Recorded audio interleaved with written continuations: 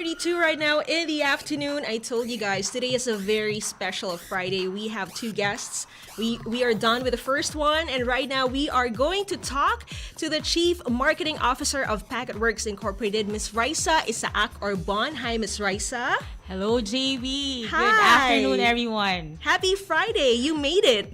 Yes, it was really traffic. I think it's payday Friday. That's why it's so traffic. Indeed. Yeah. But you're here now. I'm so excited to talk to you because we were not able to have proper introductions kasi sobrang jam-pack nga nitong Friday na to. So, sobrang siksik yung oras natin. But when you came in, let me just share with you guys, I am amazed with the beauty of Miss Raisa. Yun talaga yung una kong nasabi, you're so pretty.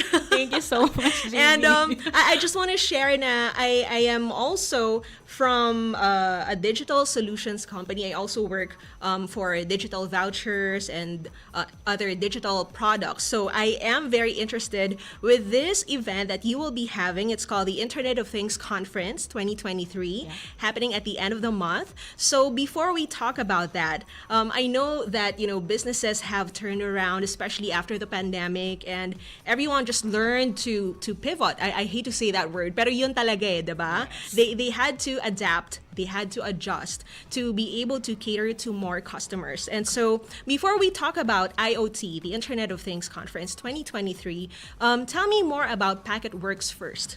Okay, so PACKETWORX, we are a startup. So we ventured into this startup last 2018. Actually, the founder of PACKETWORX is a Filipino. His name is Arnold Bagabaldo. His vision, he's very techy. So I joined the company actually 2018 also. So I'm one of the top not top 5. I think I'm number 3 or number Parang pioneer. 5. Yes, employees or say consultants of PACKETWORX. But we started PACKETWORX with really a vision to accelerate the adoption of IoT in the Philippines, and we know that IoT is a concept that for us, for everyone, but we are all familiar with internet. So internet, we started with internet, and internet is connecting people, so and to information. But now we started PACKETWORX because we wanted to be part of the huge leap, from internet to Internet of Things. So Internet of Things, it's actually a new concept, but because of the ever-changing market, and there are challenges that businesses really need to adapt. And you mentioned earlier that they have to pivot. Yes. So because of the pandemic, It's the actually buzzword of the pandemic. yeah, it triggered a lot of things, no? So because of pandemic and a lot of changes in the market, we really have to have IoT in the country, and every business should have that. And most of the time, before we started when we started PACKETWORX, digital transformation is one of the buzzwords, no? So because of digital transformation, there are a lot of solutions and technologies out there which cater to, of course, getting data. Parang lahat tayo kailangan may information about actually analytics, Google Analytics, website traffic. Before pa naman pandemic, lagi tayo naghahanap ng data para magkaroon tayo ng efficiency, makapag-address tayo ng challenges ng market. So, and then be able to provide better customer experience. Yun yung pinaka-key eh. Because nga, there are a lot of changes in terms of purchasing, where we buy our products, the type of products that we wanted to buy. Nagkaroon tayo ng shift from the usual na you go to the store, now you buy everything in online. So businesses have to adopt to certain, or they have to really deploy certain technologies for them to be able to cope. That is why PACKETWORX is here.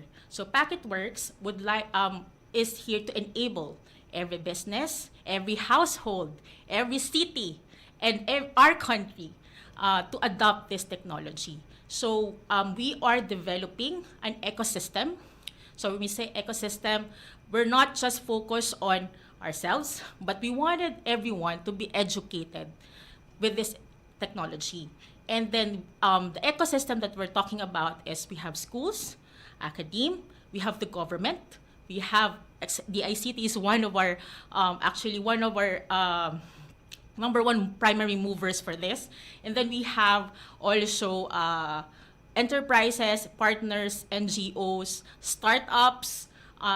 We are developing this ecosystem to help us adopt the IoT. Kasi we all start with something eh. It has, for every technology to flourish, we need a push. We need to start somewhere, Yeah. right? And it's not, and we cannot do it alone. So the ecosystem will help us do it. Exciting. I am getting excited just hearing all of these things. And I'm happy that you said you're a Filipino startup, right? Yes. And you have this vision to help everyone, not just, cities, but the whole country, Yes. like you mentioned. So, a lot are still unfamiliar with IoT. Of course, alam nila yung data. Kasi may mga iba dyan, okay lang, hindi kumain basta may data ako. Diba?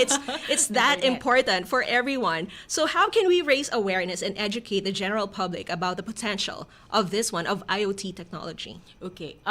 First and foremost, in terms of education, no, there are number one, of course, we have to take advantage of the online channel platforms. So we have to take advantage of Facebook, TikTok, LinkedIn, a lot of social media channels.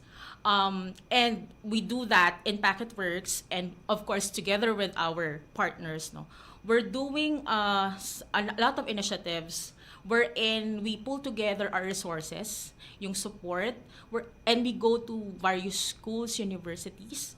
We also get involved in a lot of projects by the DOST in the academe. So si academe kasi, if everyone is watching here, no, so some of the universities would understand this, that they have this program, they call it Technology Business Incubation Program. The DOST has that.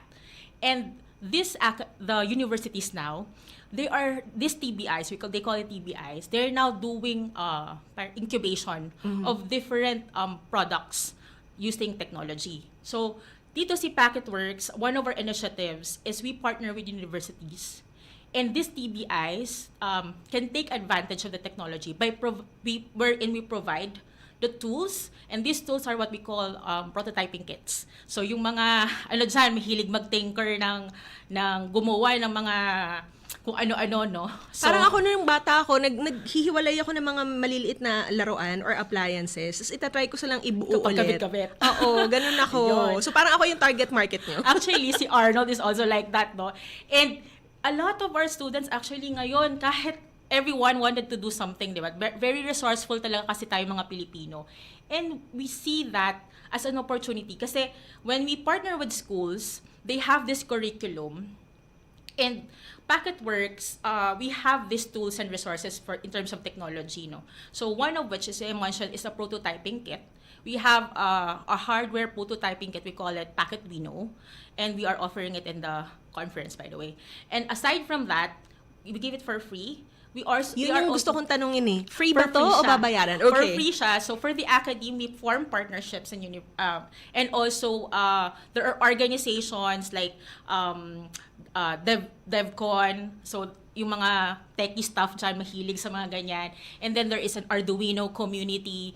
So we tap them, everyone in the ecosystem that kung saan merong mga venues wherein we can teach, we can enable, we partner with them, we provide them the prototyping kit.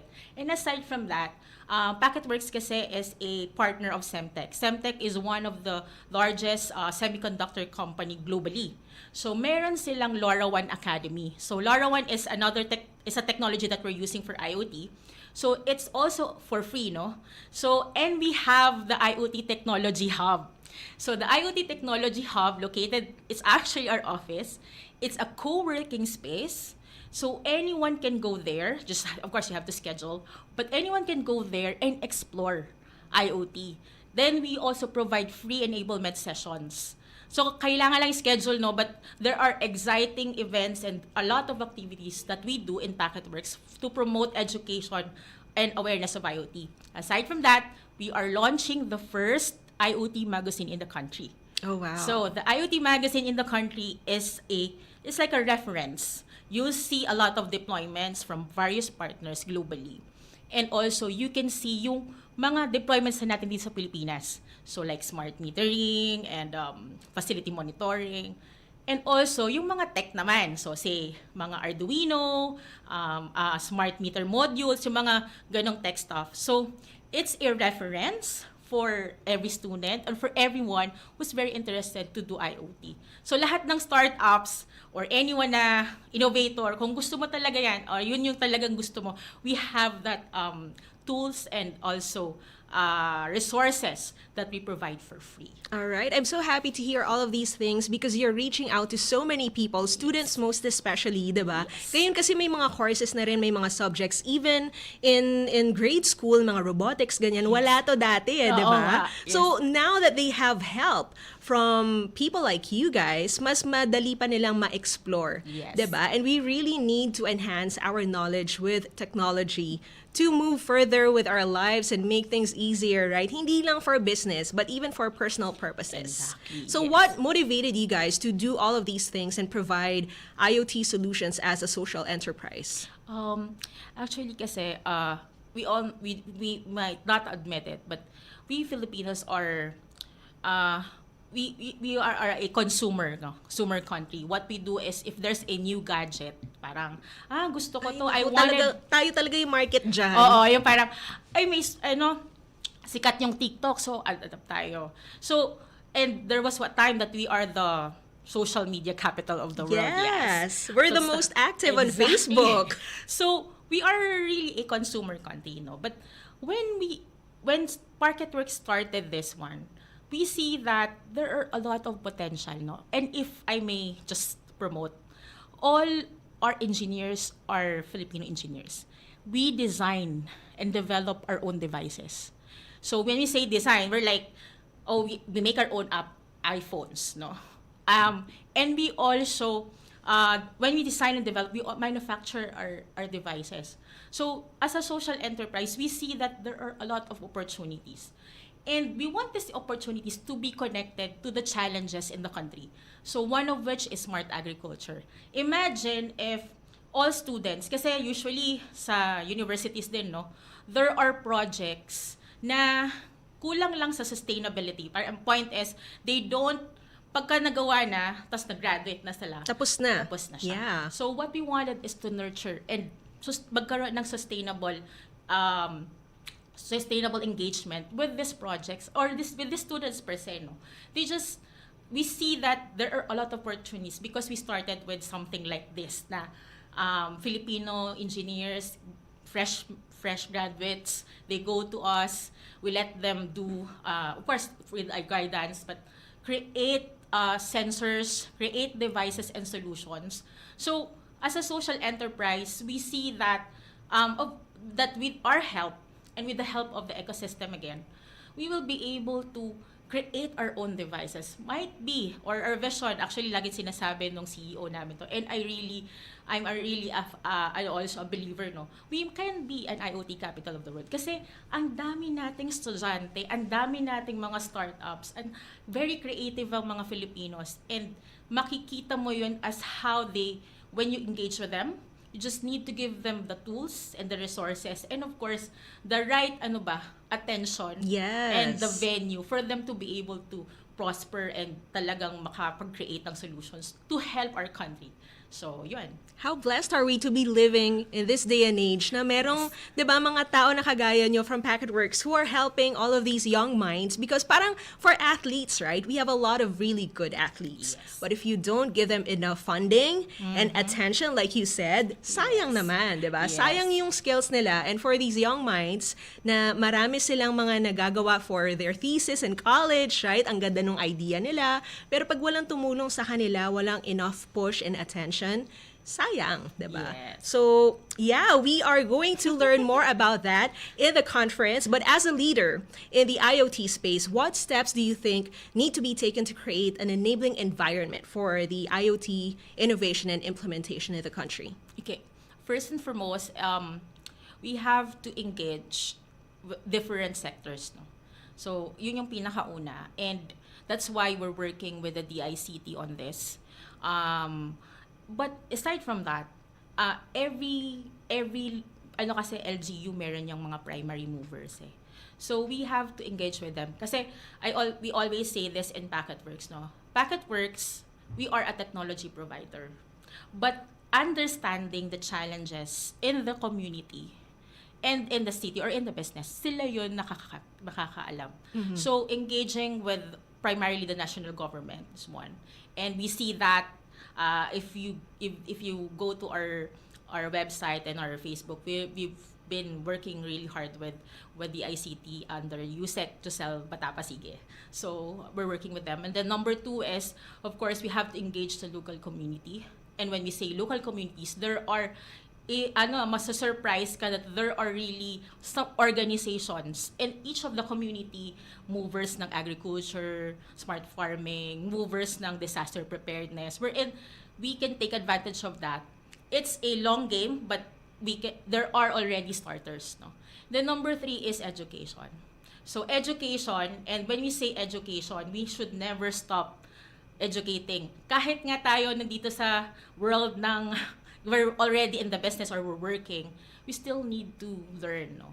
Ako, per se, I don't know IoT before, but I really studied a lot. And I work with a couple of students and young ones na talagang they know what they're doing and you learn from them. So, education is the key. And again, if all of this goes into that ecosystem that we're forming, kasi hindi, si PACKETWORX startup kami, so less than any startup, we also struggle, but I mean, the mission is there. So for us, it's not just a business, it's a mission. So we wanted everyone to join that mission because it's not for us, it's for the country. Wow, I feel like I want to be a part of this. May opening ba dyan? So convincing ba ako? Oo, nako, paano ba yan? Ihati ko na naman yung oras ko. No, but I really believe in your mission kasi na we really have to empower these people and use all the resources that we have. Like you said, it takes a community, it takes a village to help this move forward. Hindi naman pwedeng isang tao lang, isang group lang, right? So it's a full effort from all of these different sectors. So speaking of IoT advancements and opportunities, PACKETWORX is hosting an upcoming IoT conference, like we said in the beginning. So tell us more about this upcoming IoT conference. What is the main objective or theme of the entire conference? So the IoT conference is enabling the IoT in the country. So that's the future of IoT in the country. That's the theme, no. Ano ba yung exciting dito, no? So we are inviting industry experts, thought leaders who will share not only about the technology, but the benefits of the technology, how it is applied in cities, how it is applied in agriculture, and how it is applied in enterprises.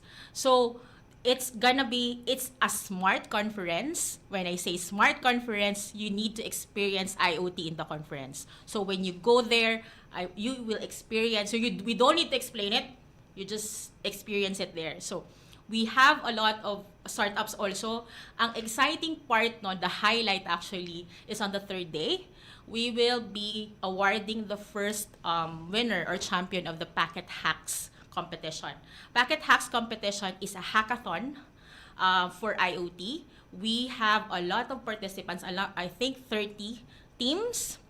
30 teams catering to addressing various challenges in agriculture, in cities, and utilities. So they will be presenting. It's like a pitch of different projects on IoT, solving real world challenges. So sa agriculture, you'll know what's the soil moisture and everything. No? So disaster preparedness, flood water solutions, flood water level solutions, emergency solutions that are really addressing the current challenges. So this one, yun yung i-award namin sa last day. So, lahat ng universities, lahat ng techies, lahat ng gustong malaman kung paano IoT at gusto mong ma-experience yung IoT, you should go there.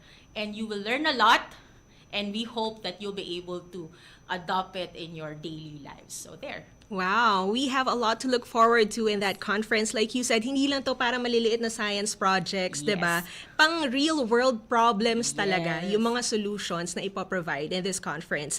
And for those who are watching on Facebook and YouTube, we are live, by the way, aside from our website and on Planet Cable Channel 3. If you have questions, maybe you can send them a message. Where can they reach you? You can send your message at info@packetworks.com, and to register, by the way, in the event, you can do it at iotconference.ph. It's free. Everyone can go there. That's So the there. magic word. It's free. Yes. Totally free. You don't have to pay for anything. You don't have to save up for it. It's happening June 26th. To 28 To at the 28. World Trade Center. All right. Any final messages, Miss Raisa? Thank you for inviting me. But everyone here who's watching, I'd like, aside from inviting you, but let's kindly join our mission. Let's make IoT happen. Thank you so much. Oh, thank you so much. And we will get to learn more about this event. Don't forget, that is June 26 to 28 at the World Trade Center. And that's Tech Talk for today. Thank you, everyone. Happy Friday. Happy Thank Friday. you. Tech Talk.